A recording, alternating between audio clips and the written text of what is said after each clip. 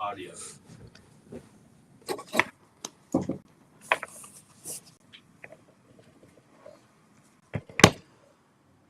What's up, everyone? I'm Nick Campo. This is Big Boss Ben. Big Boss Ben, and we are the Lone Guys podcast coming to you live from MBI Financial Group. This is the Campo Media Group Studios. Welcome, welcome, welcome. We're glad to have you back. Absolutely. Oh, wait, and if you haven't done it yet, go ahead and bang that red subscribe button on our YouTube channel and turn on the notifications. We are NBI Financial Group on all of them. If you're on Facebook, make sure you follow us, but hop over to our YouTube as well, because if you leave a comment and subscribe to our YouTube and turn on those notifications, leave a comment on what you think about this video. If you like this video, if you hate this video, if you hate me, if you love Ben, let us know. And if you leave your Instagram handle so we know that who you are, guess what? We are giving away a $100 Amazon gift card on St. Patty's Day. Help keep everyone employed. Keep everyone employed, especially with these mass layoffs in the industry. I know. Multiple industries. Yeah. So what do we got today, Betty boy? Let's Big start off Boss with, Ben. It's been a wild week in the mortgage industry. There's a lot of headlines out there. So you're going to do some rapid fire first. See if you have any thoughts. Boom, boom, boom. First off, big news. Matt Ishbia wasted no time after taking over the Sun. I am so glad that you brought this up. So we've been season ticket holders of the Charlotte Hornets for a long time. Since they were the Bobcats. Yes, since we started working at Quicken Loans, which is now Rocket Mortgage. Yeah. We were we got our tickets, buy one season, get one free. They were the Bobcats. They were bad. It was what? They were so bad. 13, 14 season? Something like that. I'd have to look it up. It was a while ago. So anyways, I wish that our owner, Michael Jordan, would act a little bit more like Matt Ishbia and go all in to win. And was this a slap in the face to Dan Gilbert and the Cleveland Cavs? 2 days after he got ownership, he went out there and got Kevin Durant. He did he stayed up all night, apparently. I read this story. So he stayed up all night and made the phone call to his GM and said, get the deal done. I don't care what it takes, get the deal done. He knows what he wants. He knows what he wants. So the West is going to be freaking tough. It is. I mean, they were already loaded. But what's Devin that? Booker, now Kevin Durant. Come on. What's that? Well, DeAndre Ayton too. Right. They're beast. Chris Paul. Yeah. So here's the deal. What's that say about the mortgage industry? We just breed a bunch of winners, and I think it's because it's a high pressure industry. So, what does pressure do? Makes you better. It makes diamonds, right? And it makes you competitive. Extremely competitive. You know what I would bet? What? Watch the Cavaliers the next couple of years. Dan Gilbert is not going to sit still, especially now that UWM is out there. I don't think that Dan Gilbert can sit still. I think he's got to go after it. He has to go after players. He has to pay some players. He has to get a superstar. He has to draft better. And I think he knows that. I mean, and the Cavs aren't terrible. No, they're not. They're not terrible. Donovan Mitchell's over there now, and he's playing pretty well for him. I think that they need to go get some winners. You need a bona fide superstar like Devin Booker, Chris Paul, Kevin Durant, DeAndre Ayton. How are you going to, you ain't beating that.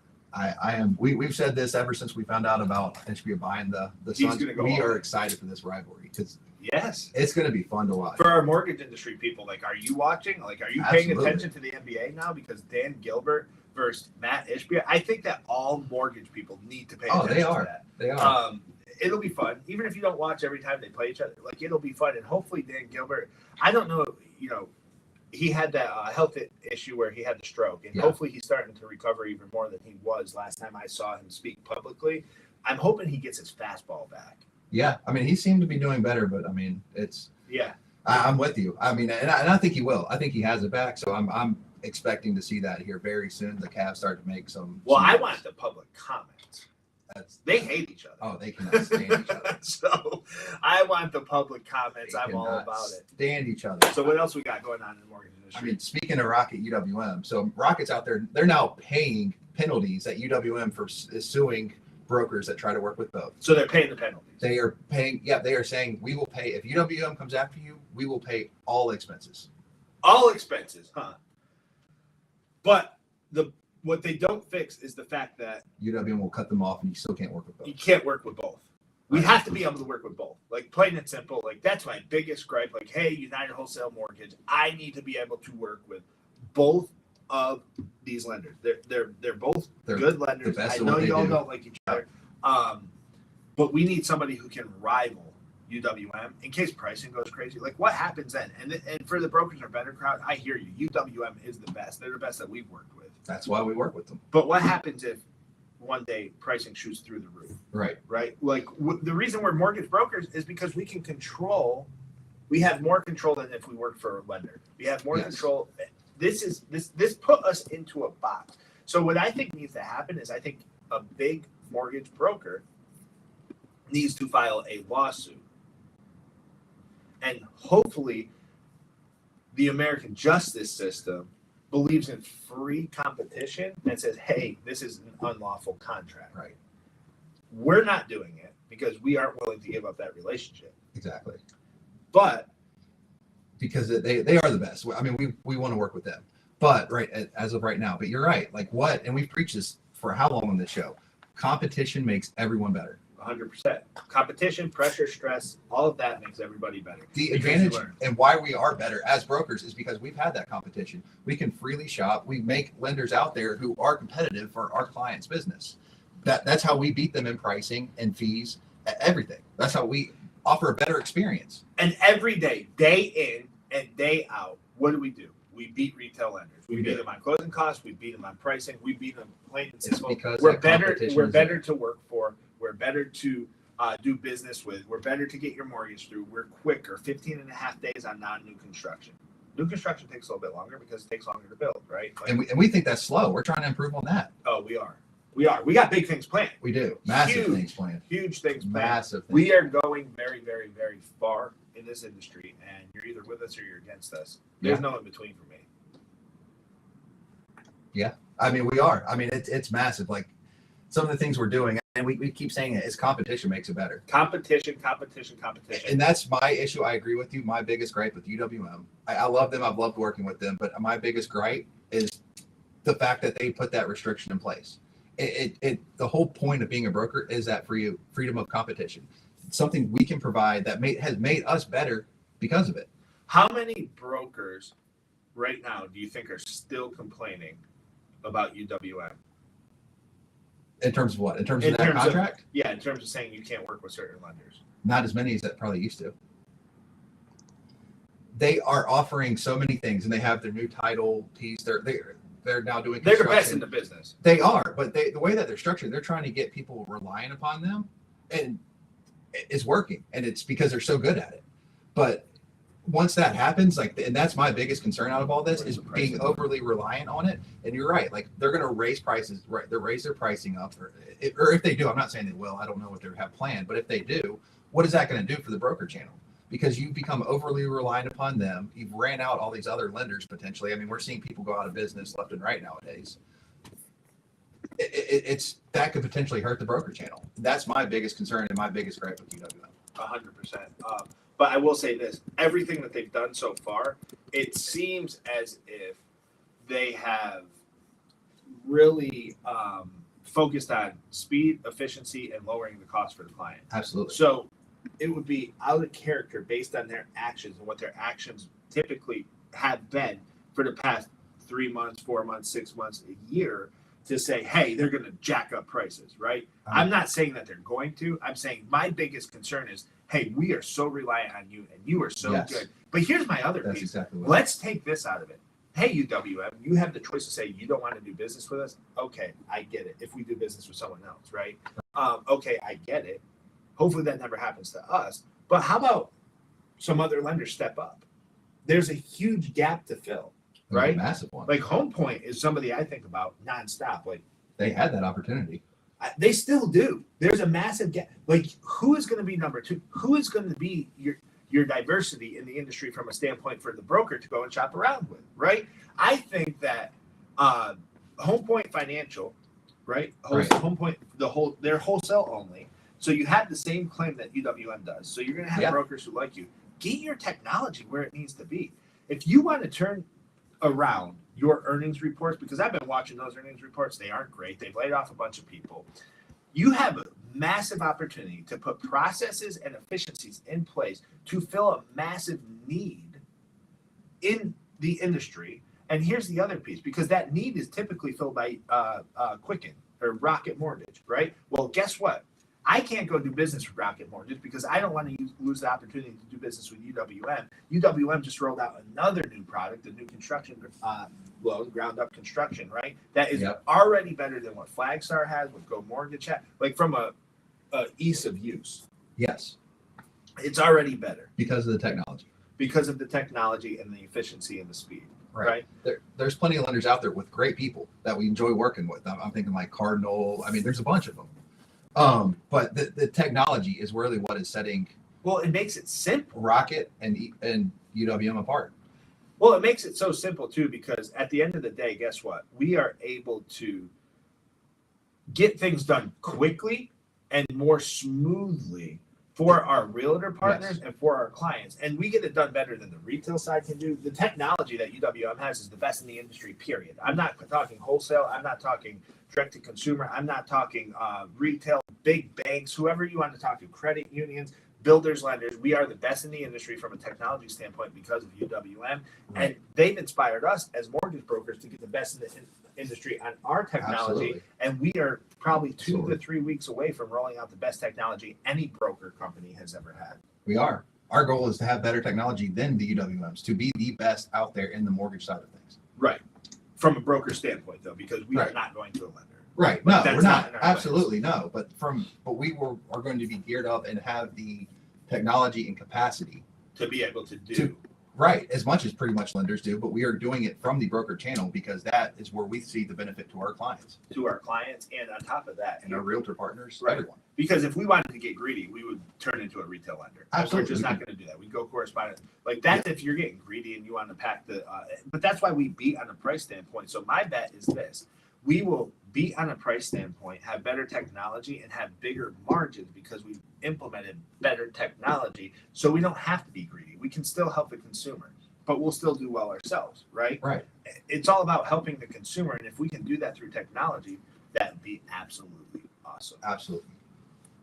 Kind of still going on a tangent, but something else to that too, the technology. I mean, you mentioned the speed and efficiency.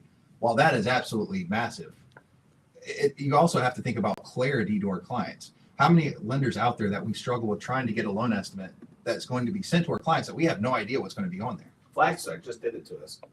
They sent out a new construction loan to one of our biggest realtor partners. We had no clue what was on it. They wouldn't let us see it beforehand. And guess what happened?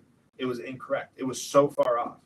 So far off. Right. It could have cost us the deal. Like we had a HELOC went out with numbers that was the qualifying payment numbers, not their actual payment numbers, that freaked the client out with no explanation, no heads up to us. We didn't even get it. Right. It went to our clients first. And that is the technology piece that I'm saying, that aside for efficiency, I mean, that allows us to provide better service. And that's maybe even more important.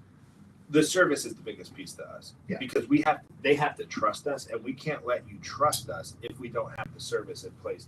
Absolutely. So that's a huge part of it. That's a huge part of it. That's probably we just had a social media post go out, and we're all about service, efficiency, and speed. Yes.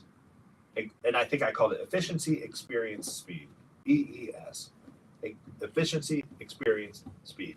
Great efficiency, great experience, great speed. And if you can do that, and you provide it at a less of a cost than everyone else, which we do. Yeah. Why wouldn't you do business with MBI Financial Group? Absolutely. Why wouldn't you want to work? If you're a loan officer, like this is the best place to work. If you're a loan officer assistant, you're not finding a situation that's better than this, especially once the technology is in place. You're not. And I mean, we talk about how reliant you're going to be on that. The way that we have set up here, we do not need to be reliant upon anyone. Now, having a partner, a lender partner who is going to be on top of their things and we can rely on and trust, that is massive. And that's going to mean a lot to us, but we're not sitting back saying, okay, well, we're just going to rely on them for everything. We are doing more ourselves because of it, because we have that ability to do more. We're the underwriting upfront piece. I mean, who else out there does that? You're going to have a more thorough pre-qualification than anyone else out there. I mean, you talk about the movement mortgages, they do a little bit of it. I mean, they do because they focused on purchases, which was smart for years. They were the first ones. They pushed Rocket Mortgage. They pushed Rocket Mortgage and tried to force Rocket Mortgage's hand. right? Absolutely. And they forced Rocket Mortgage to adjust. You remember when Movement first came into the scene and kind of blew up? Absolutely. And they were like, oh my God, they're closing purchases in 15 days. And our leaders at the time walked around to the floor and talked to every team, and every meeting was about how do we get more efficient? How do we get better? How do we get better? The competition pushed the industry forward. Rocket was the next one. We were Quicken Loans back then, but Rocket was the next one. And then UWM came out, and just the technology just blew everything else away. It does, but what we're doing is taking it even further. Like, I mean, we're having lender-made software that is being built specifically for us for the broker channel to do more that we, as much as we can up front for our clients, to make sure that once we get that purchase application, it is the smoothest, easiest, quickest transaction of any transaction out there. And we hear that nonstop. Right. This is so easy. You're so much easier than you're so much more responsive. Well, we're more responsive because we have more time, because we built the efficiencies into our process. Now we're still learning our process, and we're still adjusting our process, and we're still building on it day in and day out every single day. But we took the opportunity to build these efficiencies in and to build out our process to the point where at the end of the day, we're going to be the most advanced from a technological standpoint on the broker channel. And you partner with somebody, and to all of our partners, like I've talked about Home Point, I've talked about Flagstar, I've talked about so far in this episode, in the past, I've talked about EPM. Like, we appreciate all of our partnerships. Every single one of our partnerships that we have with a wholesale lender, thank you. We appreciate it. Absolutely. I will say this. A lot of our partners and a lot of us, we talk, right? And our account executives will talk to us. And the number one piece of feedback and information that I have for our account executives is bring your technology forward. Yes. I want to say thank you to UWM, because your technology is where we need it to be so that we can move super quickly. We are still closing loans in 20, 21 days at other lenders, but we could cut that down and cut that in half if our lender partners would pick up the technology piece and figure out, how do I compete against the UWM technology-wise? Now, the question is that what they want? Is that the segment of the market they're going for?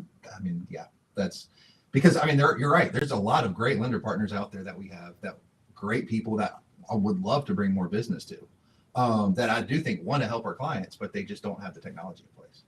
And at the end of the day, that's what matters. It's creating the best experience for our clients and doing it in a way that's efficient for us to still provide great experience for our clients, even on the front end, the things that we have a more manual, hands-on process with. Yeah, and I'm with you 1,000%. With that being said, if you haven't done it yet, go ahead and bang that red subscribe button, turn on notifications. We are the Loan Guys, NBI Financial Group. You can find us on all our social media platforms. We are the Loan Guy. We are NBI Financial Group on everything. We are the Loan Guys podcast, but you will find the Loan Guys on all of NBI Financial Group's pages. We are on Twitter, Instagram, Facebook, LinkedIn, TikTok, and YouTube, Rumble. We're on everything. Also, bang the red subscribe button, turn on the notifications, and leave a comment on this video. If you like this video and you leave a comment about something in this conversation that you really appreciated, or something that you disliked, or whether or not you think Ben's hair is too gray, whatever it is, right? Leave a comment. Blame this guy. Leave a comment with your Instagram handle, and we will enter you in to our raffle that is happening on March 17th, St. Patty's Day, where we're giving away a $100 Amazon gift card. Go ahead, rock and roll. Listen, Amazon just laid off 18,000 employers. We're going to do our part to try to get the employees, not employers, 18,000 employees. We're doing our part to try to get them their jobs back. $100 Amazon gift card. All you have to do is subscribe, bang the red subscribe button, subscribe, turn on notifications, comment on this video or any of our videos with a comment about the video itself and your Instagram handle. And Ben, back to you in the studios. All right, in other news. Do you know Doma Technologies big in the title side of things? Not much. So they're big in title insurance. They've actually partnered. They're in an anti-fraud thing with Payments.io. You know who that is? Yes. Shout out to Jason Doshi. Woo, Doshi. that's a big partnership. And I mean, we've Jason Doshi emailed me. He's trying to get me on the podcast with somebody. He loves our content. Shout out Jason. I really appreciate it. Absolutely. Thank you for thinking of me. We've worked with Doshi for a long time. Love him, great guy. Back when we first started. Yeah. I mean, that's something I think is going to be a long way. I think the title side of things is in for a big overhaul coming up. You're seeing a lot of things. I mean, we talked about UWM having that side of it. You're seeing a lot from the technology standpoint and the anti-fraud standpoint on that. So I'm just something to look out for. I think that could be. That's going to be huge. That's going to be awesome. Congrats to Jason. I hope he backed that Brinks truck up and got that bag. And what I think that's going to end up doing too is lower costs. Because awesome. I think that will create a lot of technologies out there that are going to make that more safer and more efficient. Which will lower costs. Wait, hold on. So competition It does. breeds efficiency, which breeds less of a cost to the consumer. That's big. Yeah. That's huge. That is huge. I love it. And I'm super happy for Jason Doshi. Great guy. Worked with him. We worked with him. He's worked with all of us, and he's just awesome, dude. And, yeah. So Loan Depot, their they called me. Their chairman of the board, Anthony Heisch, probably saying that wrong, but has stepped down. Why? Discrepancy with other board members over appointment of a new board of director member. So what was the discrepancy? Basically, he wanted someone and no one else agreed to it, but he has a 40% ownership and he has proxy votes for another 17%. So he's majority. So he has 57%. He said he sent out a letter to all shareholders saying, and here I will read off the quote. So essentially, the guy who is the majority owner of the company, he has 40 votes. He's on the board, plus another 17%, 40% of the vote, plus 17% of proxy vote. He has final say. Yes. He said, I ought to engage with the board members with other areas before reaching out to you, but there has been no appetite for meaningful discussions. And he appointed this guy as the majority owner. So he basically said, you know what? I have the ability to do this because I started this company. I still have 57% of the votes. I'm going to make this decision because we have spent a couple months and gotten nowhere. I don't see the issue with it. So what happened? He ended up stepping down because the rest of the board members raised hell about him the way he did it. So he ended up stepping down as he's still on the board, but he stepped down as executive chairman. But he still has 57% of the voting rights. So I don't. So couldn't he just vote the rest of the board off and replace him? He probably could. You want my opinion on this? Because I think it's more complicated than just mortgage. Yes, and I know you have some thoughts, and this is your opportunity to speak to that if you want to. We've had an exciting day here. We have. I will say this. I'm the majority owner of this business. You own a portion of it. We don't have nearly as many employees as Loan Depot. Right. I've been critical of Better.com and their CEO, but I also understand there's a huge respect factor. So what I say on this show, if it's critical, understand it comes from a place of respect. Better.com, not so much because of how they treated their employees, and I would not do that to our employees. Yeah. If you ask different people, you have discredible. Maybe they took something you said the wrong way. Whatever, right? So, anyways, long story short, I will say it's lonely at the top. What do I mean about that? I've been reading a lot about this, and I've been reading a lot of CEOs' opinions. CEOs of big companies, small businesses. Businesses have a chief executive officer. All of them.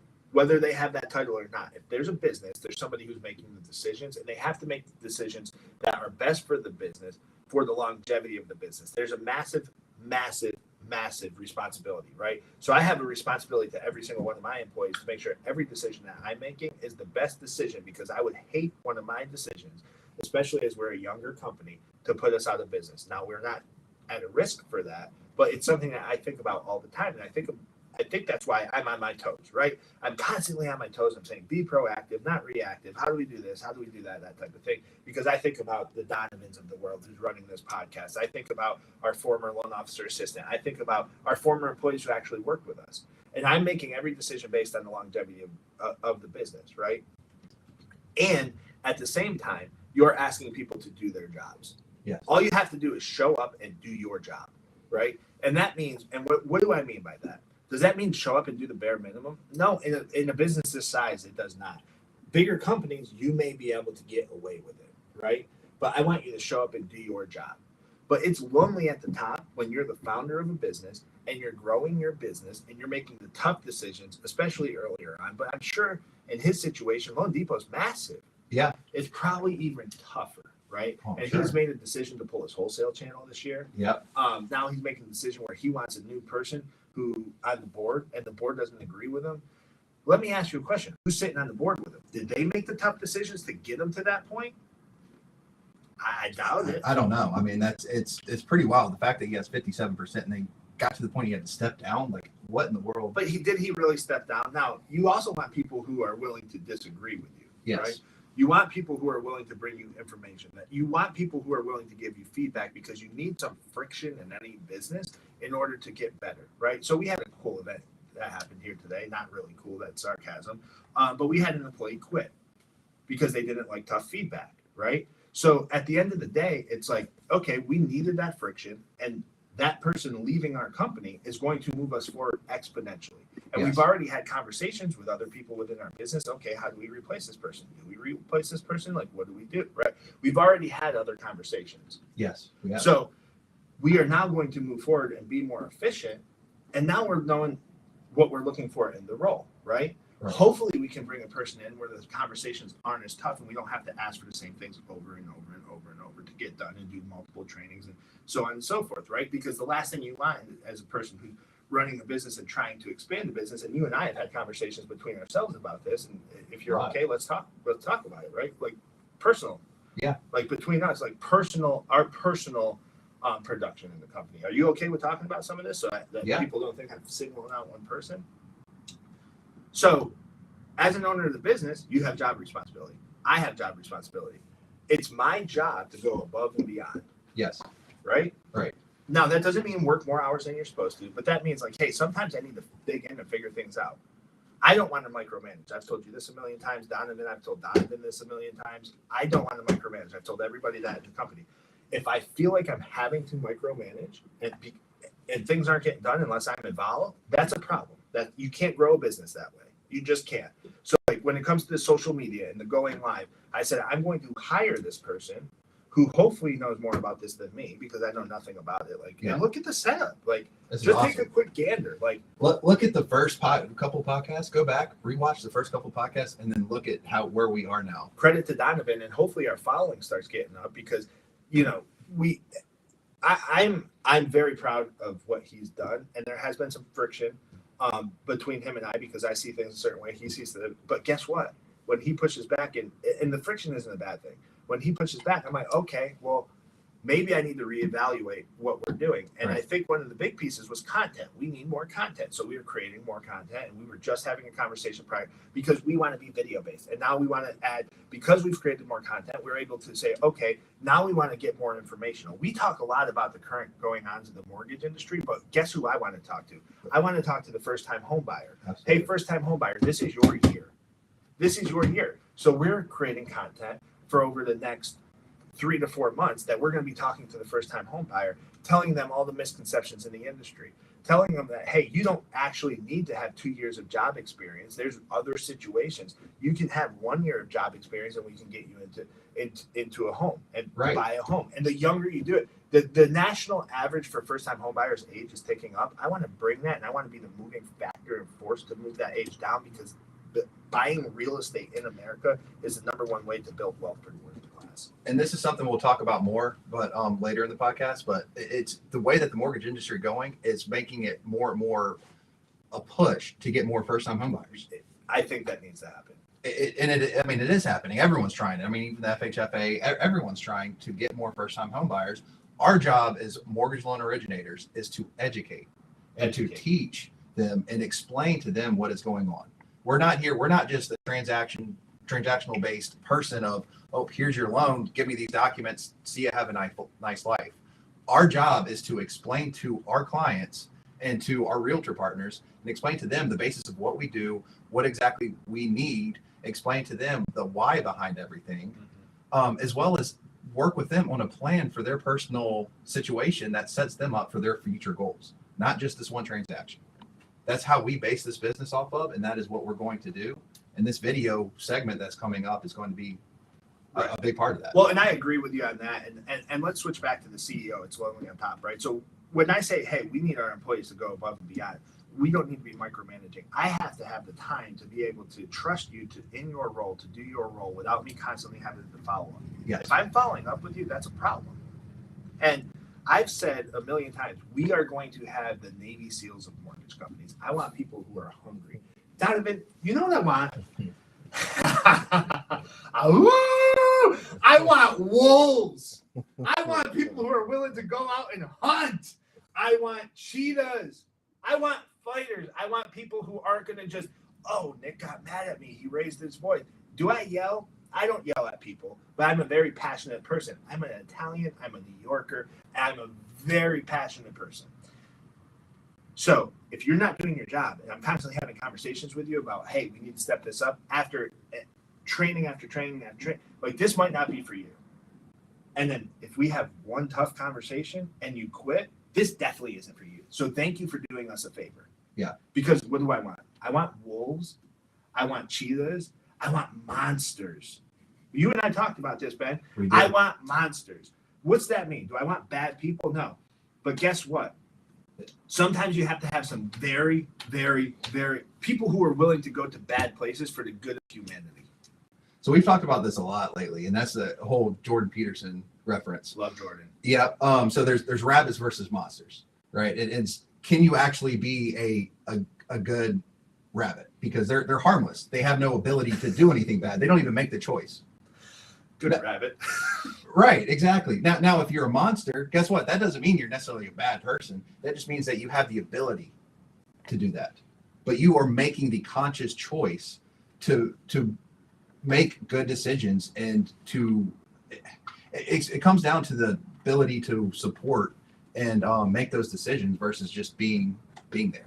And I'll say this too, right? Right. So we're talking about wanting monsters, and I 100% agree with you. And I think that, Ben, I got to give you a shout out. You're one of my projects, right? That's not a bad thing. One of the brightest people I've been around. But we needed to get the ability and the willingness to kind of stand up for certain actions. Right. And you've addressed it. And that's where you got this Jordan Peterson monster thing. And that's why I took the monsters from you. Because I say wolves, cheetahs, what else hunts for things? Coyotes. Really Well, I don't want good coyotes because coyotes are kind of like scavengers. Like I want something that goes out there and like is hunting the predator, right? But anyways, like it's a great analogy. And, Right. And I'm going to touch on this, like because we're actively like, if you're a loan officer, we'll bring you on. If you're somebody who I think is just a gangster at this mortgage industry, I'm going to bring you on. Yeah. I'm going to give you the opportunity. Now we're all a team, right? And the team picks up the team. And as soon as you think that you're more important than the team, or as soon as you aren't picking up your slack and helping the team, like I'm going to use Donovan's in the room with us, so that's why I keep using Donovan. Donovan, for example, he doesn't have any direct influence on the process of a mortgage, but he has a direct influence on how much business we're bringing in, how much recognition we're getting. We're reading, as a sales team, we're reading Fanatical Prospecting. We are. What's one of the things they talk about? It's easier to get business if you're recognized and you have brand awareness. Donovan is our brand awareness. So if he stopped doing his job, then we have less brand awareness, which makes everybody else's jobs harder, which makes everybody else help less people, makes everybody else not be able to get as many first-time home buyers into homes, makes everybody else not to be able to get that person to cash out to pay for their daughter's wedding so they don't have to go into super debt, makes everybody else not make as much commission money, right? Makes possibly puts the business in the situation to where you have to lay people off because you're not bringing enough business. Now, is that going to happen? No, Donovan's doing a great job, but that's just an example. Same thing that you and I talked about, right? So we had an issue with somebody who's just not doing their portion. How many hours did it cost you? Oh, like one day, 11. 11 hours in one day. It cost you 11 hours in one day. So that was a conversation. And then what's the next thing happen? If we get everything that we were supposed to get, it would have cost you probably 60 hours total. Right. It cost the clients. Our clients didn't have a bad experience. They didn't see this. This is internal. I call these growing pains or growing warts. You want to know what you do with a wart? You take some dry ice, you stick it on that damn wart, and that wart goes away. And I'm watching Donovan cringe over there. It's a nasty example, but it's true. Yeah. So what you have to do in this situation, right? And with this person, great person, think they're an awesome person, have to have a tough conversation, which we had. then have to have another tough conversation when the next ball is dropped. And then because guess what? There's a responsibility to doing your job, right? Yeah. And so at the end of the day, here's how I look at everything. When that happens, and then you come to give a 2-week notice, you were never cut out for this business. No. Weak. No. You're not a monster. You're not a wolf. You're not a cheetah. And every person in their job has to be a wolf, a cheetah, a monster. And here's the other piece about it. Maybe this isn't for you. And I'm not talking directly about this person. So if they're watching, it's not directly about you. This is just in general what I am looking for in this business. You have to have some pride and some self-worth, even if you're doing the shittiest job in the world. Like, I'm talking about, I mean, think of the worst thing. Like, here's my personality. If I was doing the work, say I'm shoveling shit out of horses' stalls. Just pretend that's what I'm doing. That's probably pretty terrible, right? Yeah. I'm going to be the best damn shit shoveler in America. Like, that's what I want. But that's because I want to show that I'm doing, I want to show that I am doing a awesome job when it comes to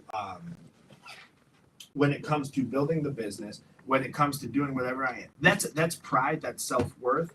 That is just that's just what we need, right? Plain and simple. And if you do that, you will have long-term success in life. And if you have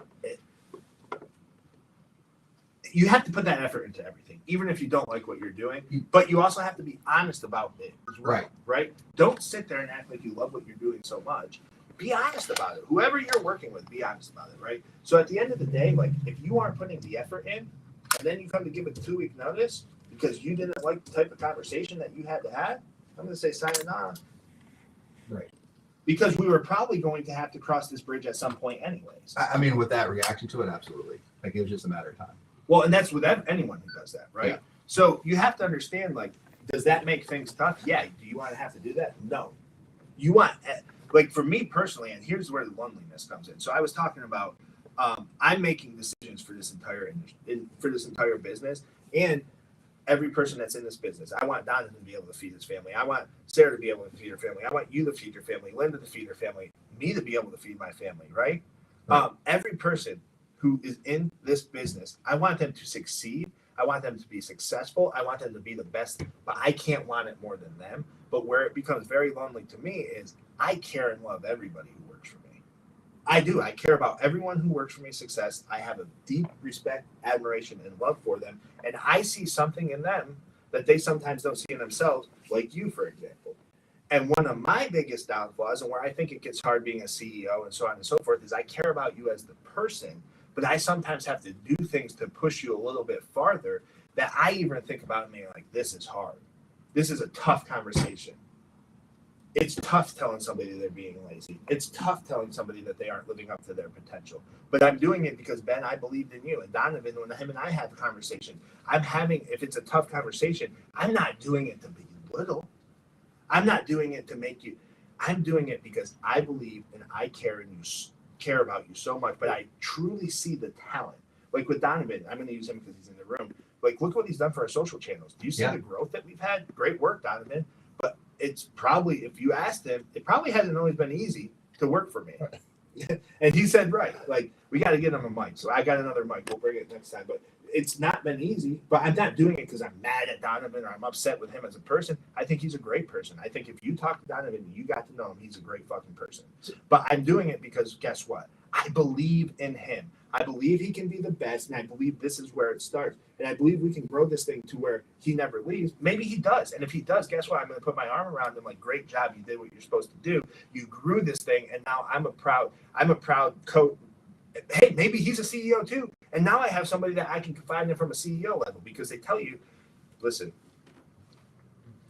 as long as he is employed by MBI Financial Group, as much respect as I have for him, I don't expect him to tell me the truly every thought that he's thinking, right? So there's a disconnect there between the CEO. Like, what am I getting at? Like, Donovan gives me feedback from a work standpoint and so on and so forth. And I think that there's a respect level between the two of us, and I fucking appreciate it. But the one thing to me that I always question, and maybe this is a personal thing, is are they telling you everything? Because at the end of the day, like, I'm sending the paycheck to the bank account. right? And some people might be nervous, and I'm not saying Donovan specifically, I'm just saying people in general might be nervous to bring you everything because they're afraid that you might fire them. I wouldn't do that. I want everything so that I have all the information so I can make the decision, right? The best decision, yeah. But if your effort isn't there, it's going to be a rough road working here. That's why I say we're going to have Navy SEALs and mortgage, because we're going to have the expectation of here's the bar. The next person's going to come and push the bar. Here, Linda, how much higher has she pushed the bar because of how she's crushing it? A ton higher. And now I'm pushing harder, and I'm pushing you harder too. Come on, dude. And then now I'm pushing. I asked Donovan 3 questions before we came in here. When can we get all of our socials, personal socials, on top of the business popping? Like I want them all popping, like blowing up, like because that's through all platforms, and he's getting there, and we're building the processes out, and it takes time. The other piece is I'm not patient. So go ahead. I'm going to add something too, and something one of our friends sent to me about another analogy. I love analogies. About running into the storm, about the versus bulls versus cows, or what is it? Buffalo versus cows. Buffalo versus cows. So a cow will run away from the storm. What's going to happen when the storm catches up? It's going to be worse. A buffalo will run directly into the storm. They will run right through it. They will face what's coming and run right through it. Warriors. But what ends up happening, they get through it quicker, and then they're done with it, and they're better because of it. Right. Meanwhile, the cow is running with it, gets beaten, battered because they are running away from it the whole time and spend longer in it. And I do believe like that's part of why you bring it to that, is because you see some sort of issue and you address it immediately. And even if it comes off as aggressively, whatever, you are addressing it and fixing that. But the other party has to acknowledge it and has to say, okay, I'm going to do this with you. We will fix this together as a team. I think that's where it becomes. But if the other person's running away, it's going to be even worse. Right. And that's essentially is what is happening. And so you have to, and that's something we all have to work on too, is because it's human nature to be defensive. It just is. But you have to think about it and say what really matters and fight it back and say, I'm going to look at myself. I'm going to focus on my own self-improvement, and I'm going to take this as positive feedback and grow from it and improve not only myself, because guess what? You're going to become more of a monster. Like I said, and once you have the monster, you will have the power and ability to help others and help those near you. I'm not going to run from it and be a scared little rabbit. Or a scared cow. Right, or a scared cow. One of the things I'll say too is like, and I had this conversation, and I have this conversation constantly. And I wish Donovan had a mic today, because I think that you have a ton of experience in this. Am I hard to talk with? Yes. Why? You are very extremely direct. And we've talked about this morning with the way a lot of this country is going, a lot of people out there. And I'm not trying to get too political, but a lot of people, it's softer than it was. That's not political. 15, 20 years ago. It's truth. And a lot of people, like I said, it's human nature to be defensive. And now everyone is protecting that feeling. And it's all about feelings now. Right. But you don't grow from it. No. You don't sit there and say, this is tough love. I'm going to look at this. I'm going to make this a positive and grow from it. I'm never going to let this happen again. I'm going to become a better person. And look, you're not going to get better overnight. Nothing's going to happen overnight. But if you don't take that and make the first step, what are you going to do? Can I tell you a story about me personally, something that really shaped me? And in this instance, shout out Jeff Fleming. And I wasn't sure if I was going to use his name on this or not. He's big in the mortgage industry here. He's somebody I really respect. He got me into the mortgage industry, and we talked to it about me too. I have to say shout out Jeff Fleming. I had a conversation with my dad today, and my dad gives a lot of great advice, but it's dad. You know what I'm saying? And he gives a lot of great advice, and my dad was extremely tough on us as kids. Like, not in a bad way though. Like in a pushing us to be the best and hold us accountable. And so I have that in me from him, and I hold everybody accountable. I also believe that I'd be a bad CEO, I'd be a bad boss, I'd be a bad friend. Kind of like the guy at Lowe Depot.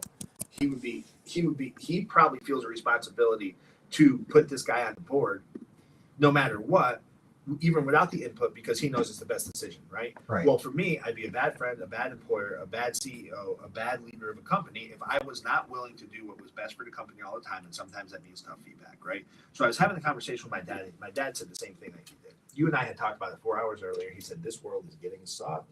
These people who are sometimes a little bit younger, it seems like they feel like they come out and they are owed or they deserve something. And that was one of the words that was used, deserve. You don't deserve anything, right? You have to earn it.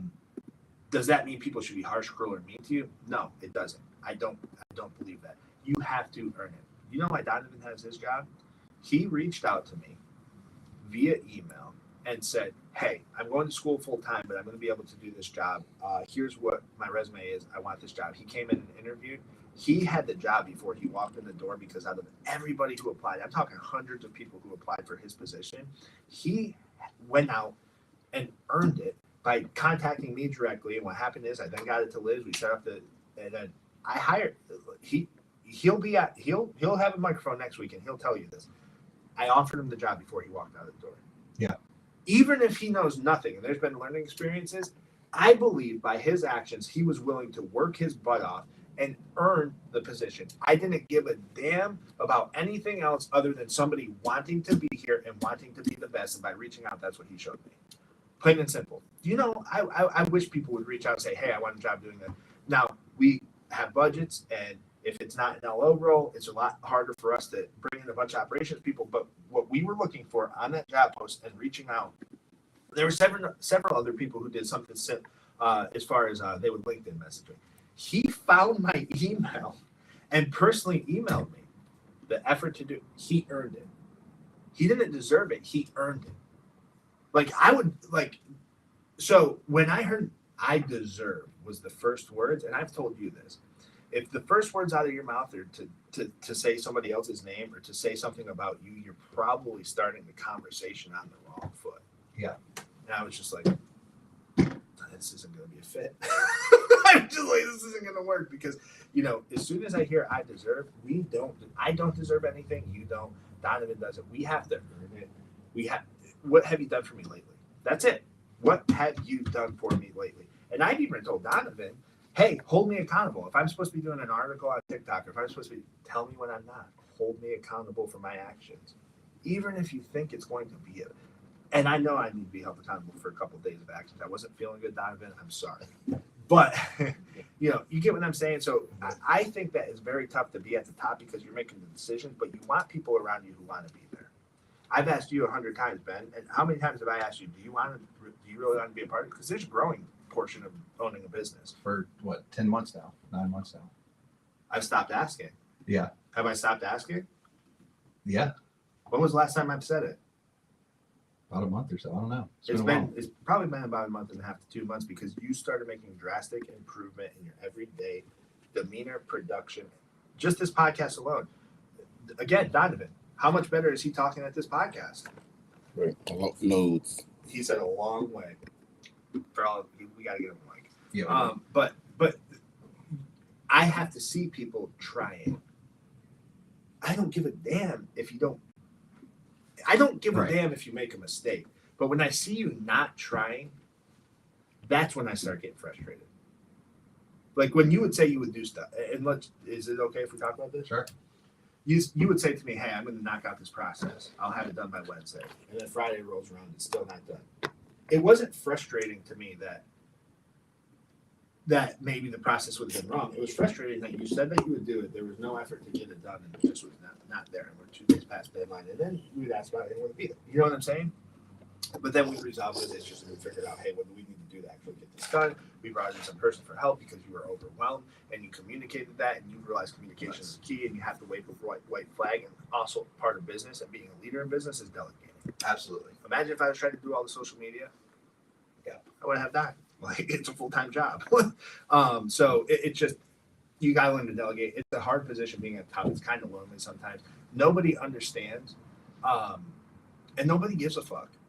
Oops, gives a crap, right? Nobody cares. Why would they care? What is that old saying? 80% of people don't care, and 20% of people are happy to see you going through it. So I want to read a quote. Yeah. You keep bringing up leadership and everything like that, and I think this is very fitting, and it helped me a ton.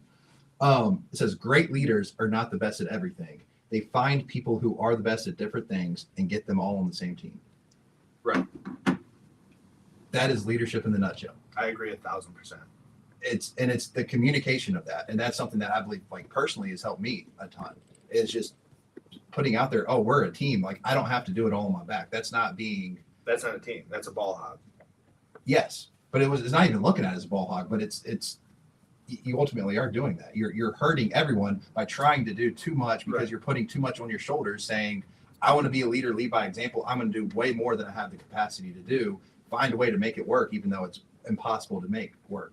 Right, and then you're hurting everybody else. Yes. So let me get back to the Jeff Fleming story. So I talked to my dad, and he said, this world's getting soft, right? Jeff Fleming was one of my first leaders in the mortgage industry, and I didn't really like my first job in the mortgage industry. You all have to start somewhere. But I was a top producer in it. Yeah. You were on my team. Yeah. And I was showing up late. I would show up like 3 minutes late, 5 minutes late, 7 minutes late. One day I showed up at 9:01. And he called me out in front of the entire team and told me, I don't care if you're a top producer, you need to start showing up. And then he was really hard on me. Like, he was really hard on me, almost like a big brother. That's why I think I respect him so much. People ask me all the time, I'm like, he's like a big brother I never had. And I went to my dad and I was complaining. I was probably 23-ish, 24 at the time. Young, stupid, real stupid. 20-year-olds, you're dumb. Like, you don't know it. You'll recognize it in your 30s. But 20-year-olds, You're never going to admit it. You are dumb. You won't admit it today because you don't think you are. You think you know everything. You learn in your 20s, you make money in your 30s. That's my saying. For me, I was stupid and stubborn and hard-headed. Was I not? Yeah. Something had to change. And he held me accountable. I went to my dad and I was complaining. And my dad had the opportunity to let me off the hook. He could have let me off the hook. He could have been like, yeah, Jeff's being an ass. My dad knew Jeff as well. And he said, he's absolutely right. Start showing up to work on time. Wait, hold on. Somebody held me accountable? My parents held me accountable? That was great fathering, right? Like, you have an opportunity here. He gave you an opportunity. You might be the top producer. You're a leader because you are the top producer and you're showing up 5 minutes late. What are you doing? I remember I was mad at my dad for that. But he held me accountable, which he did his whole life. His whole life of raising me, he held me accountable no matter what it was. To this day, he still does, and we still butt heads at times. It is what it is. But it's a good thing to do. So, hey, you had somebody who cared enough to hold you accountable, but you deserve what now? Right? Like, right. You don't know what you walked out on. No. So it is hard being the CEO. It is hard being the top. But you are making decisions and you're trying to do what's best for people, even when they don't see it's what's best for them. How many conversations that you and I had that you probably didn't recognize? The first 8 months of this business, we'd have conversations. Yeah. And you probably didn't recognize it. I think you're starting to see some of it now. Yeah. You really have to be you have to be a team, but you have to be the owner of your own work and yourself. And CEO mindset. Yes, and yeah, exactly. But and it's also too something else that I think you've said before is like, because everyone always talks about work-life balance. There's no such thing as really work-life balance. Like it is balancing your life. It's all part of your life. Explain that a little bit more because the TikTok people are going to go nuts when Donovan cuts that. Because I know what you mean, but explain it more in depth like a kindergartner. Right. So, I mean, because you need to, if you're making a change in your life, if you're doing self-improvement that is going to, maybe if it's primarily work related, it does not need to be just about your job. It needs to be on every part of your life. I mean, and the comparison is to a diet. You do a diet. It's not just, oh, I'm dieting real quick, I'm just going to do this. No, it's a lifestyle change. Like people say that all the time, but it's true. If you're making a change to yourself, you need to have it apply to every aspect of your life.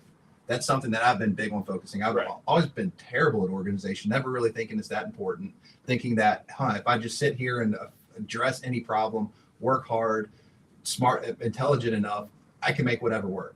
That's not how life works. You also thought you could bullshit your way out of stuff. Pretty much.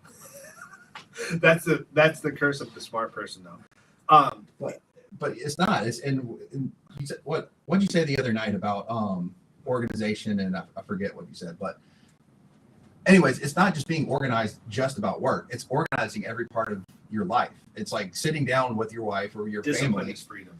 Yes. That's what I said. Yes, Discipline that's is exactly what freedom. you said. And he said, if you do that, if you have the discipline to do this upfront, to set plans, to have things ready ahead of time and be proactive, then you are going to set up your life to be more free. You're going to have more time. You're going to be more successful. And that's why I'm saying about work-life balance. Like it's not about that. It's about changing who you are and how you handle things. It's about self-improvement. Right, 100%. And here's the other thing that people don't recognize, and what I kind of started recognizing, I think at a younger age than a lot of other people. I was a screw up in college. We went to college together. I didn't go to class. I failed classes. I almost got another kid kicked out of school. I had to right then learn to take personal responsibility for myself because of something I asked somebody else to do. They were getting in trouble. I took personal responsibility and I got that person off the hook. And then I had to face whatever the consequences were. Every decision you make, there's a consequence to that. We're messy. We're humans. It happens. Yeah. And it's hard to be. I'm a human too. Even though I'm a CEO of a company, I'm a human too. I have emotion. I have frustrations. Right. I have things that are driving me crazy. I have a wife. I have a kid. I have a family. I have everything everybody else has. We're human, right? I'm held to a higher standard though because I'm leading a company and I have to know that, right? Right. But when it comes down to it, is how bad do you want to be successful? How bad do you want to be successful? Do you want to be successful super bad? Because if you do, then you're going to do what you need to do to be successful. If that means getting to work instead of, I was showing up at 9:03, 9:05, 9:07, 9:01 one day. If that means getting there at 8:55 or 8:45, right, that means be successful. If that means, hey, I have to sacrifice a little bit right now, but I see the end, there's going to be more freedom. If that means that, hey, I have to maybe listen to a Jordan Peterson who can give me the motivation, or maybe that means for me, what it meant was I studied the greats, the people who were the best in the world at whatever it is they're doing, the Kobe Bryants in sport, the Patrick Bet Davids, I looked at a lot of Rogan stuff and people, oh, he's just a pop. Dude, there comes a level of discipline. Jocko, from a leadership standpoint, there's a level of discipline that you have to have in order to be successful at anything, no matter what the industry is. I used to talk to our buddy Wes about this all the time. I would watch random sports or random things, or I would watch, I watch a lot of shows where they build stuff, like professional builders, and why? Because there's just something about greatness that I really enjoy, that I really want to watch, and I think that we can learn. And I want to ask that person questions, and I haven't had the chance to do that, but there's just something about greatness that is just so awesome. Pele in soccer, or, I used to watch Venus Williams play tennis. Right. I don't know I couldn't keep score in tennis if you asked me, but it's there was just something there. Michael Jordan, Kobe Bryant, the best of the best, not LeBron, but Kobe and Michael, and for all you LeBron fans. But you get what I'm saying? So how bad do you want it, right? Are you willing to work a little bit extra to make it happen? Are you willing? There's certain things you have to be willing to do. And if you are willing to do those things to be the best, it will work out. It will work out, even if it doesn't work out there. But if you blame it, you ain't changing. Right. Which means bye. So to your point, I do want to mention one last thing, like an example of that, because you keep bringing up all these highly successful people, what they do. A lot of them sports related. I mean, they are talented, but the talent isn't what got them where they were. That's just what got them in the door. Patrick, right? Well, not even maybe. I don't know. Patrick Bet David, right? Right. He owns one of the biggest insurance companies, multi-billionaire. He's not a sports person. That's somebody I really admire. I really admired Steve Jobs. I really admired I like Dave Ramsey a lot too, because look at what he built from going bankrupt to that. Let me get what I'm going at too. I'm bringing up one example. I'm from Myrtle Beach, grew up. Joe Moglia, the guy who coached Coastal Carolina, brought them to where they were. Yes. Coached them until 2017, I think, when Chadwell took over. Turned them into a dominant football program. Was the CEO of Ameritrade for 15 years. Right. Very successful person in his business life. Retired from that. Still wanted to do something. Decided, hey, I have a passion for football. I want to do that. Coached a team and was extremely successful with that, even with limited experience. I mean, he played college football, but other than that, he was never a coach. But he was extremely successful just because of who he was. Because that that successful personality transferred over to a completely different field. Discipline equals freedom. Right. Discipline equals freedom. So what ended up happening was what? He was disciplined enough to become a CEO of Ameritrade, pretty Yes. big company. Massive company. Then, okay, I'm going to retire multimillionaire. Go coach football for free because that's part of the story. That's true.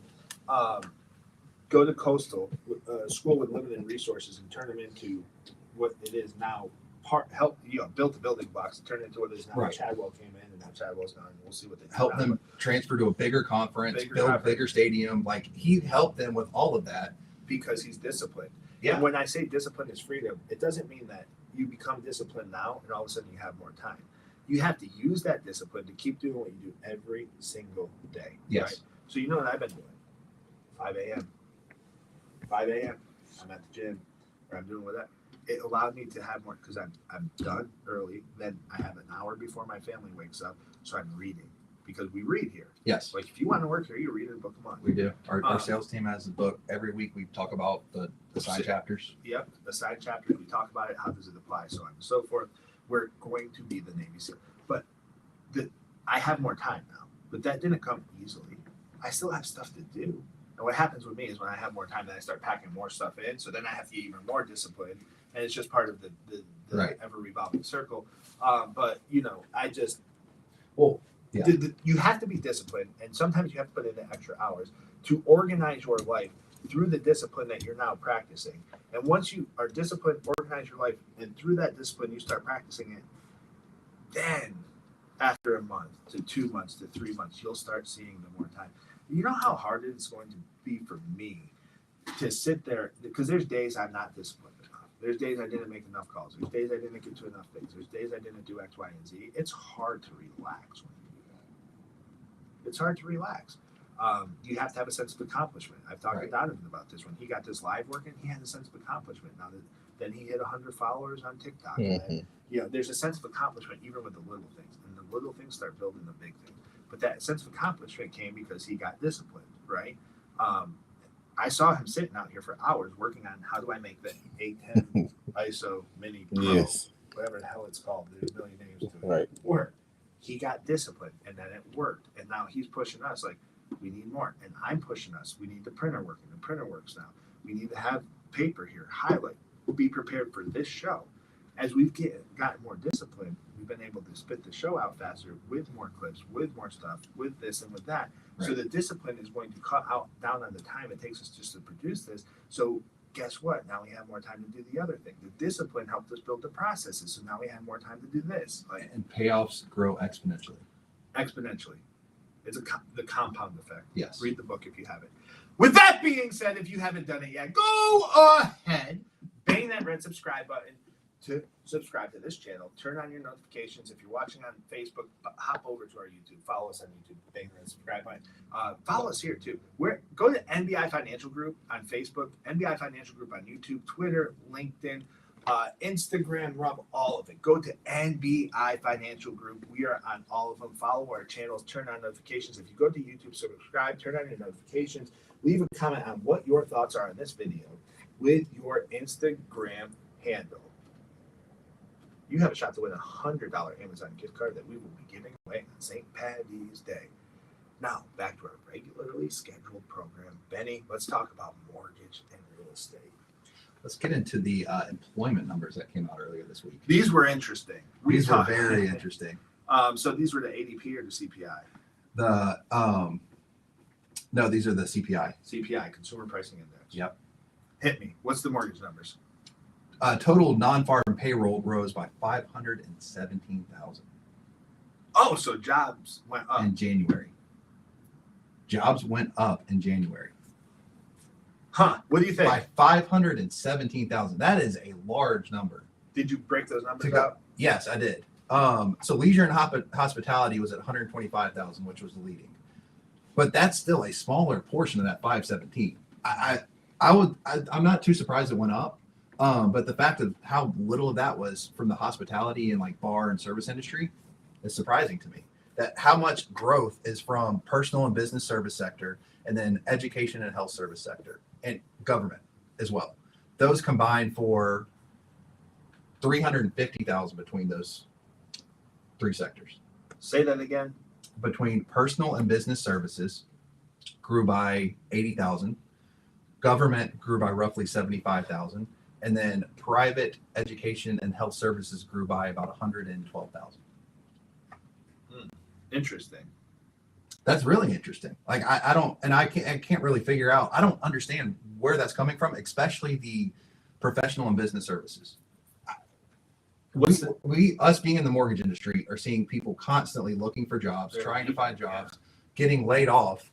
I mean, I don't even know if you saw yesterday, like Disney just said that they're laying off another 7,000 people because they're automating a lot of things that like with their streaming service. Companies are. We had the Amazon layoffs. We had Wells Fargo lay people off. Like people are being mass laid off. We're seeing left and right, yet the job numbers are going up, and it does not make sense to me. And it's surprising everyone. That's why we saw a change in the rates, because they're saying, well, if the job numbers are going to be like this, it might be a little longer before the Fed starts to bring rates back down. I think that the Fed is going to start bringing rates back down because they've kind of said it, like inflation's coming down. I think inflation's going to continue to come down. Mm-hmm. There's something going on with the job numbers that isn't correct. I've been saying this. It does not make sense to me. The numbers are wrong. And it goes against every expert out there's predictions, thoughts. No one understands. I think they're wrong too. I think we're going to see a correction. So there was a correction last month, which Yes. is why we saw that big. There was, and it went down by about half. Of what? Because it was what it went up. They said at 216, it was like 96. So part of the Last issue month. I think that they're having is there's a lot of part-time jobs, and they're considering that. I think you have to look at hours worked as well. Yes. Are the hours worked going up or down? We don't have the hours worked, at least So not yet. we need the hours worked, right? And then we can kind of look into that. And then the other piece is if there's like remote positions and things like that cross over state lines, those get double added. So we need to pull these numbers apart. We need a little bit more time, but the mortgage industry is reacting a little bit. It is. The interest rates have gone up a little bit. Right. Yes, they have. I mean, this is the first time since what, middle of December or early December that they've gone up. Yeah, they're going to come back. They will. It's only a matter of time, and the reason they even went up is just because it might be a little longer. Everyone knows they're coming back down at some point within the next. We've reached peak inflation. Right. Inflation is going to continue to come down. The May 10th numbers are going to be a big deal. Right, and inflation numbers did come back down. So I mean, they are still. Well, and then Jerome Powell said that he thinks we're at the end of. Yeah, he can see the end of the light at the end of the tunnel. He did. Then he followed that up by, but we're still going to raise it up another quarter. Next month. This was last. That was last time. This was a new report that they kind of can see like, oh yeah, well it's done. Now, I mean the jobs numbers are weird because if you look at manufacturing and like the New York published manufacturing number and all this other New York manufacturing numbers, things that like you look at those numbers and they're recession numbers. Yeah. You look at what's going on in the market, it's recession. You look at the amount of layoffs, it's recession. Are we going to hit a recession? They came out and said, "Oh, I think we can have. I think we might avoid a recession on this one." They had. They just recently came out. I have to read the whole article, but that was the headline. The Fed thinks that we can possibly avoid a recession. I think we're in a recession. We've been in a recession. They don't. So the question for everybody is: are we in a recession? I sure think so. I think a lot of other people think so. Ben, do you think so? Yes. A lot of the major players, economists and stuff, they think that we're in a recession, but the Fed is saying that, hey, we could possibly avoid a recession. When's the election, 2023 or 2024? I don't know. Huh, I don't either. I'm just trying to figure out like why we're getting so many mixed signals. I think that's the theme of 2023 so far is mixed signals. Yeah, I mean it is, especially with this job report. I mean, like we were saying last time, it was what, $96,000 after the correction, and then 95,000 of that was from hospitality, which makes sense. Service industry, people out there who lost their jobs are trying to find something to pay the bills. Agreed. So they're finding part-time jobs that are less wages than what they believe they deserve. Right. That isn't fixing the issue. That's just a byproduct of the issue. This one does not make as much sense. I mean, government spending. I mean, they're still spending. That's not surprising, but the professional and business services just makes zero sense to me. That must be wrong. I mean, there's so many people who are getting laid off. Unless there's some trend now that a lot of people are finding people part time. 1099 maybe. Right. Yeah, no, I don't get it. I don't understand it. Interest rates are up, but it's still a good time to buy a home. I believe it's still a good time to get into real estate. I think for first-time home buyers, for investors, it's the perfect time. I just bought another investment property. Yeah. So it definitely is a great time. We bought 2 this year. So 2 in the last 12 months. It's a great time to get in. It's a great time to build wealth through real estate. It's a great time to have a comprehensive real estate plan. For all my folks out there who I constantly get harassment on TikTok and stuff about, I'm preaching a message that a majority of Americans don't want to hear. The message that I'm preaching is you have to have discipline, you have to have plans, you have to have a goal. If you do not have plans, if you do not have disciplines, and you do not have goals, you'll never get to where you want to go, right? So I'm saying, hey, we need to purchase a primary residence first, and then if you want to build real wealth through real estate, you need to have a plan in place, a comprehensive real estate plan. So the message I keep getting pushed back on is 2008, and it's just misinformed people, and some of them might even be bots. And if they aren't bots, like, hey, people, you're acting like a bot, because what you're doing is you're saying a bunch of stuff that is not relevant to what's actually going on. I can show you miles and miles and miles and miles of core logic data showing you this is not 2008. This is not 2008. We will do well in real estate, and we'll continue to do well. And even in 2008, guess what? If something bad was to happen, right, like it did in 2008, by 2012, the homes that went down in value were now worth more than they were in 2008. So, right. You know what's probably riskier than real estate? 401k. Yeah. Yeah, it is. Especially that's backed by securities. And guess what you're doing every month that's withdrawn from your paycheck? You're putting that into 401ks. That is still a risk. That can still go down. Look at the last year. It has gone down for the majority of people. And then to compare that to buying homes, housing prices are still going up. They're going to go up even more so once rates come back down, which we'll see when, but it's going to happen sometime sooner than later. So what's the difference? I mean, like you said, and so this is something I mentioned a couple episodes ago about, like, 3 out of 5 Americans don't have any sort of budget. You need a financial plan. You need that retirement account. You need that plan in place. It could be $400 or $500 a month. It doesn't have to be anything crazy. It depends on your budget, how you are. But that's something that we are passionate about, is putting that plan together, working with our clients based off of their experience to move them towards that goal. Right. 100%. And here's the deal. 3 out of 5 Americans don't have a budget. That's stupid. Yeah. 3 out of 5 Americans don't have a budget. That's really stupid. 3 out of 5 Americans don't have a budget. I'm going to say it one more time. That's dumb. You have no idea where your money's going. And I got some criticism about my restaurant comment. Like I said, a family of 4 goes out to eat once a week. People are arguing back, oh, he grew up in a rich society, da, da, da. I grew up in Amsterdam, New York. There's nothing rich about it. It's a working class people. There's a lot of lower class people, or lower income people, not lower class, lower income people in Amsterdam, New York. It was one of the highest welfare counties in all of the country, Montgomery County, when I was growing up. A lot of factories left. A lot of people don't have jobs. There's a lot of hopelessness and negativity that comes from that. Right. So, no, I didn't grow up, but I watch people and I watch their habits, and we look at bank statements every day. And I would challenge every single person who says, hey, Nick, people don't go out to eat 4 times a month. The average American is not going out to eat 4 times a month. I would say, okay, well, they're spending money on something. And shout out to the person who said that they quit going to buy a pack of cigarettes and gas station snacks every day before work, and they saved $1,200 a month. Wow. $1,200 a month. That was on TikTok. Shout out to that person. Thank you for your comment. It was absolutely awesome. But I challenge every person who's watching this, and if you disagree with me, I will bring you on this show live, and I swear I will do this. Print out your bank statement and show me where you're not wasting money, or where you can't budget in a little extra savings to eventually buy either a primary residence, if you have a primary residence, to buy an investment property so that you can start building generational wealth to you and your family. Because, listen, it's the best thing to do. I'm not saying it's for everybody, but it's the best thing to do to build wealth in America. And if you zoom out, it's gone up over time, right? And I would much rather own property with the amount of debt our country is amassing than I would have it in stock markets. Well, you said it yourself too. Even think 2008, like how quickly were values back up like that. And here's the other piece, Ben. we're not telling you not to invest in 401k because I think you No, need to be diversified. Exactly. But we're not financial advisors. We're mortgage advisors.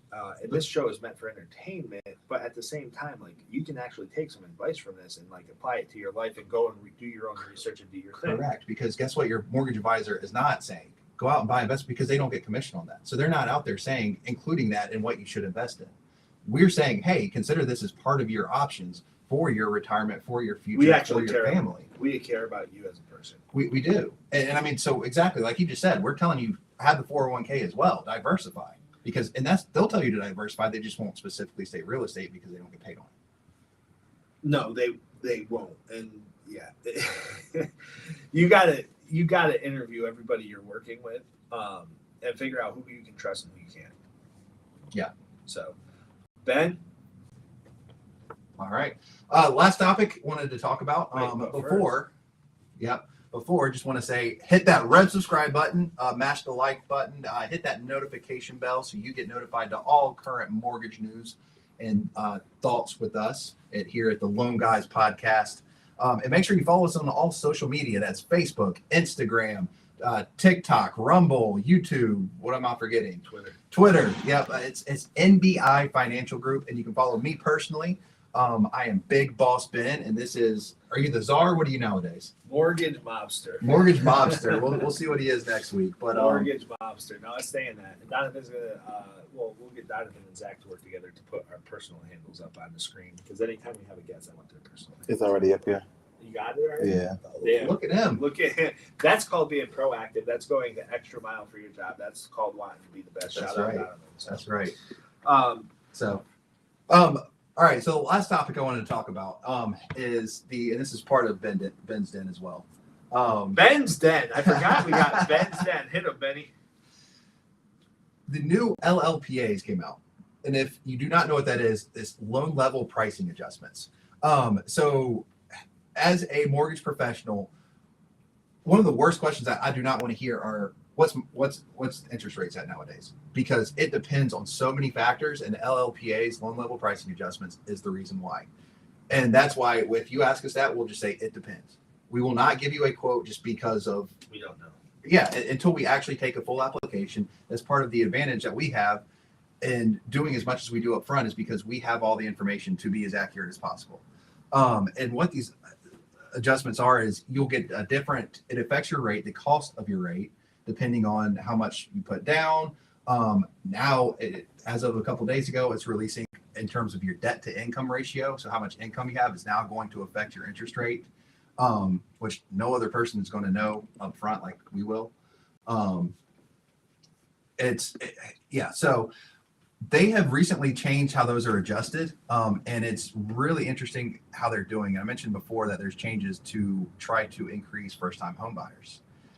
What they are doing is there's a lot more benefit now to lower credit scores and to higher LTVs, meaning loan to value. So if you're putting less down, you are going to get a better rate than if you put more down, which is a really weird. What are your thoughts on that? So if you put 5% down, for example, you get in this coin, you get 1.25 adjustment cost, right? So you get 1.125 cost for that. If you put 20% down, you get 1.5% adjustment cost added to it. So for the better. No, worse. You're getting worse pricing the more you put down. Until you hit 70%. I think that's rewarding bad behavior. It's trying to increase it because now they're offsetting it. They're raising the lower where you're going to see the payoffs is they're raising lower credit score criteria. So meaning, for example, comparing the two together, you have a 95% LTV. So you're putting 5% down with a 660 credit score. You are getting 1 point better in pricing than the previous LLPAs.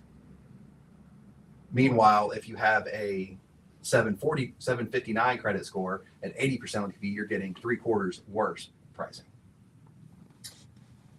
I think that is kind of wild. Yes. I mean, listen, I haven't looked too deep into them, but you sitting here telling me that you're incentivized to not put as much money down. like the number one thing that you don't want to do is you don't want to be over leveraged. Right. So if you can put 5% down to own a home, that's better than renting, right? Right.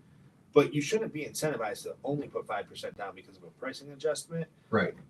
compared to 20% Right. down. Now- Because if you can afford to put 20% down, you're in a better position financially. Exactly. Now you're probably going to have a slightly lower payment because the loan amount changed, but at the same time, you're being penalized for putting more down. Crazy. It does not make any sense to me.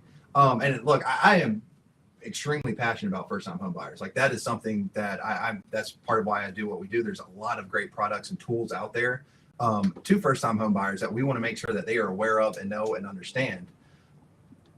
But and this benefits them, but I don't see it being successful. First off, because if they do, they need to change that AUS as well. I'm looking at it here. So there's a 1.75% adjustment for 3% down with a less than 640 credit score. These are conventional LLPAs. Who in the right mind is going to get an approved AUS findings at that? Nobody. Like if you know anything about the origination side, you know no one's going to get approved of that. So where is that money going? I don't know. So I appreciate what they're trying to do here. I just think they're going about it the wrong way. Because I don't think that they're actually going to see the benefits and be able to do it. Because I mean, you still have FHA as a program too, which have great rates. Even if there's mortgage insurance, if you're putting 3.5% down, I mean, you're not going to get rid of mortgage insurance anytime soon. No. So what is the benefit of going conventional and getting better pricing on conventional? Because it's not going to beat FHA. Yeah, there isn't a benefit. So everyone's saying, people are calling this like the Robin Hood adjustment because it's going to charge a little more to people who can afford to put more down to have better credit, but it's going to benefit the lower qualified clients who can't afford to put as much down. It's rewarding bad behavior, and you're setting yourself. It rewards bad behavior, and you set yourself up for an issue in housing. Yeah. Not today, not tomorrow, 3-5 years from now. Yeah. Because if you're rewarding bad behavior, then less qualified borrowers are buying homes, right? And if a less qualified borrower is buying homes, they probably have a higher foreclosure rate, a higher 30-day late rate, higher 60-day, 90-day pre-foreclosure, that type of thing, higher bankruptcy rate. Am I wrong? You're not wrong. So now you're saying, okay, well, I'm going to reward you, the person who wasn't disciplined enough to go out and keep your credit score high. And I was one of those people, hand up. So I'm not criticizing y'all. I've been there. But I had to get my act together. You're rewarding that behavior. You're rewarding somebody who isn't putting as much money down. Now, do I still think they need the programs? Yes, but I don't think that you should be rewarding them more so than a person who puts 20% down. If you're going to do the low-level pricing adjustment for somebody with lower credit score, lower down payment, you need to adjust the ones for the higher credit score, higher down payment as well, and reward the fact that you want to do this. This makes more sense because now what's going to happen, the people who are smart enough to see these low-level pricing adjustments will put a less of a down payment. What do you think I'm going to tell my clients? Like, if they can get better pricing with less of a down payment, what do you think I'm going to say to them? Yeah. Well, do it. The pricing is better because it affects your monthly payment. Absolutely. So it just depends. We'll have to outweigh. And how is this going to affect like recast abilities and things like that? Because what's the stop? Like, why would you not put 5% down and then do 15%, and then just make a payment within a month or two and then recast? Typically you have to wait 6 months, but even then it might make sense. It probably would. I mean, when you're talking about going from, I mean, it's insane. I mean, you're talking about potentially half a point difference in pricing, Right. from 95% to 80%. Like it's wild. It absolutely is wild, and it's one of those things. Like, what are you going to do? There's not much you can do. You just have to watch it fail because that's what's going to happen. It's going to cause an issue. Now, is it going to be a housing collapse? I don't think so, but it is going to cause an issue.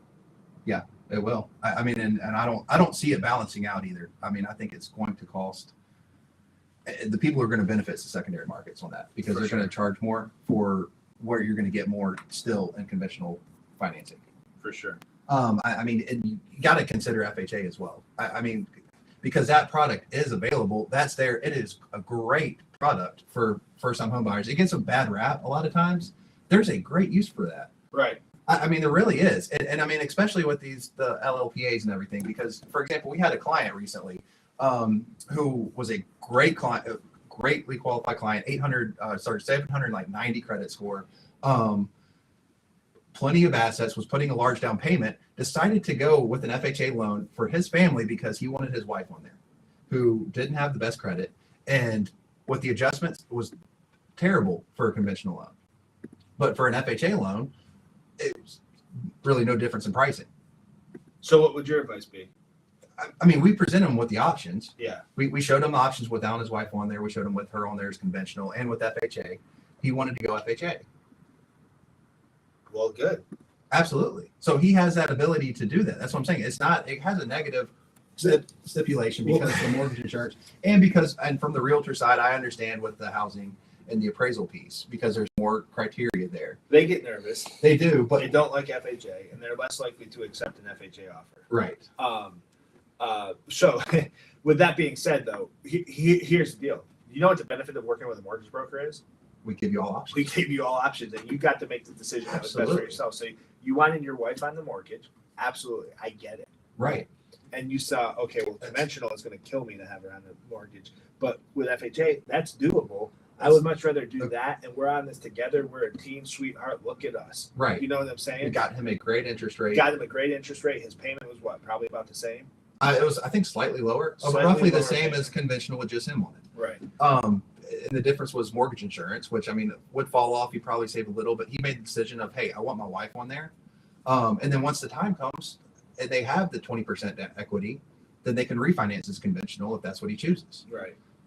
So we're letting him know his options, and he was picking what he thought is best for his family. And good for him. Right. Good for him. Do what's best for you and your family, but at least be willing to listen to the numbers. Exactly. And listen to options. We aren't Exactly. going to sit here and force you into it. Ben, I got a meeting. All right. This podcast has gone long. It's gone way too long. You talked a long time. Oh. You talked a lot. Great podcast. There was a lot You to talk crushed about. it. You carried us today. I really appreciate that. Donovan, thank you for being our example on every example we had. We might have to get some extra people to sit in this room just so we can use other people as A live audience. A We live do. audience, Donovan, yes. we need to make sure we get you a mic, though. We have one. It's over here, and then we have another one. I gotta get in the studio. So, but that's all I got for you. If you watched this today and you watched it live, and I know that there's some comments, thank you for watching. We are NBI Financial Group. We're the best mortgage brokers. We're the best mortgage people in North and South Carolina. That's where we're licensed. We would love to do business for you. First-time home buyers, we're coming. We got a bunch of UWM just rolled out new construction. We have multiple ground-up construction. We are going for first-time home buyers, ground-up construction investors. We want you to work with us because our interest rates are better, our costs are better, and we get things done quicker. Thank you for watching this, everybody who commented. If you haven't done it, go follow us on all our social media. We're NBI Financial on everything. If you're on a social media platform, do that. Bang the red subscribe button, turn on the notifications, leave a comment of what you thought with your Instagram handle, and you have a chance to win a $100 gift card. We're trying to bring back those Amazon employees that Amazon let go of. And make sure you follow him at Big Boss Ben. And I'm Mortgage Mobster, and it's on the screen. We appreciate you guys. Thank you for joining us. Salute.